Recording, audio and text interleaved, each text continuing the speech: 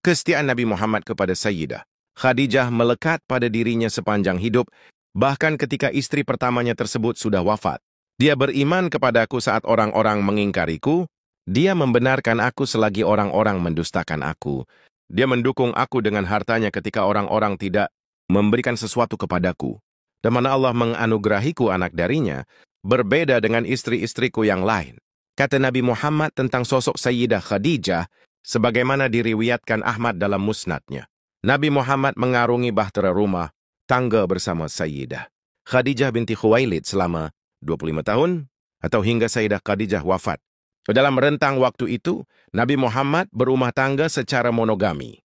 Tidak pernah menikah dengan wanita lainnya, hanya dengan Sayyidah Khadijah saja. Sesuatu yang langka terjadi mengingat pada zaman itu laki-laki berlomba-lomba memperbanyak istri. Nabi Muhammad menikah ketika usianya 25 tahun, sementara Sayyidah Khadijah 40 tahun.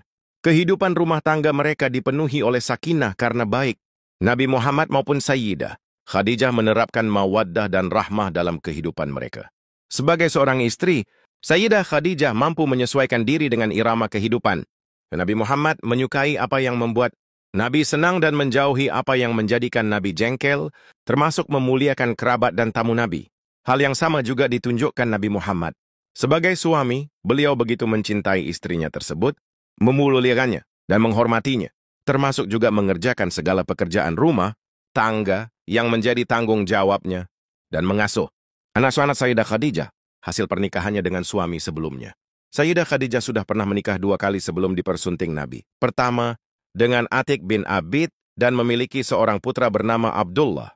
Kedua, dengan Abu Halah, Hind bin Zurarah dan memiliki 3 orang anak, yaitu Hind, Al-Harits, dan Zainab. Setelah suami pertama meninggal, Sayyidah Khadijah baru menikah dengan suaminya yang kedua. Begitupun ketika menikah dengan Nabi Muhammad.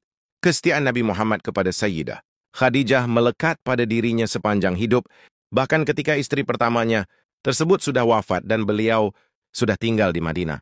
Diriwayatkan Sayyidah Aisyah bahwa Nabi Muhammad hampir tidak pernah keluar rumah kecuali menyebut nama Sayyidah Khadijah dan memujinya dengan pujian yang baik. Hingga suatu hari Sayyidah Aisyah cemburu dan berkata kepada Nabi, "Apa yang engkau ingat dari seorang wanita tua dari kelompok wanita-wanita tua suku Quraisy yang kedua, bibirnya putih dan telah diwafatkan oleh masa, Allah pun telah menggantikan untukmu yang lebih baik darinya." Nabi Muhammad menahan amarah usai mendengar perkataan Sayyidah Aisyah itu. Kata Nabi, Allah tidak mengganti Sayyidah Khadijah untuknya dengan siapapun yang lebih baik darinya. Sayyidah Khadijah beriman ketika orang-orang menolaknya. Dia membenarkan Nabi ketika orang lainnya menilainya berbohong. Dia mendukung Nabi dengan hartanya ketika orang-orang tidak memberinya sesuatu.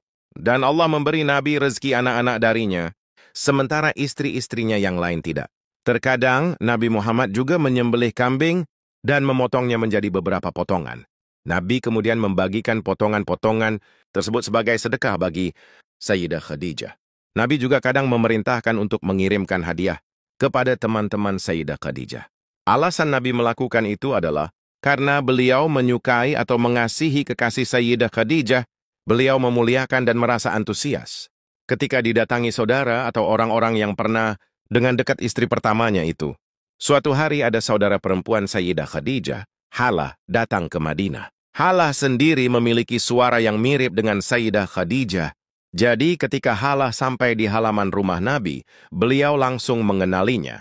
Padahal beliau baru mendengar suara Halah saja dan belum melihat orangnya. Pada kesempatan lain, Nabi Muhammad yang saat itu berada di rumah. Sayyidah Aisyah dikunjungi seorang perempuan tua. Beliau menyambut dan memuliakan perempuan tua tersebut, bahkan sampai menggelar sorbannya untuk tempat duduk tamunya itu. Kejadian itu membuat Sayyidah Aisyah penasaran, apa yang membuat Nabi sampai memuliakan perempuan itu. Kata Nabi, perempuan tua itu dulu pernah mengunjungi Sayyidah Khadijah. Hal yang sama dilakukan Nabi kepada Ummu Zafar, orang yang dulu menyisir rambut Sayyidah Khadijah. Beliau memuliakannya ketika Ummu Zafar datang ke Madinah. Kata Nabi, perempuan ini dulu melayani kami di masa Khadijah, yaitu masa yang baik karena iman. Begitupun ketika Fathu Makkah. Pada hari itu, Nabi Muhammad membuat kemah di satu lokasi dekat dengan bekas rumah Sayyidah Khadijah, karena rumah itu sendiri sudah tiada. Di saat pasukan umat Islam tengah sibuk Nabi Muhammad menyendiri dan tengah berbincang dengan seorang perempuan tua. Sayyidah Aisyah yang melihat wajah Nabi berseri-seri ketika bercakap-cakap dengan wanita tua itu menjadi penasaran. Setelah ditanyakan sana-sini, maka diketahui kalau wanita tua itu adalah sahabat dekat Sayyidah Khadijah.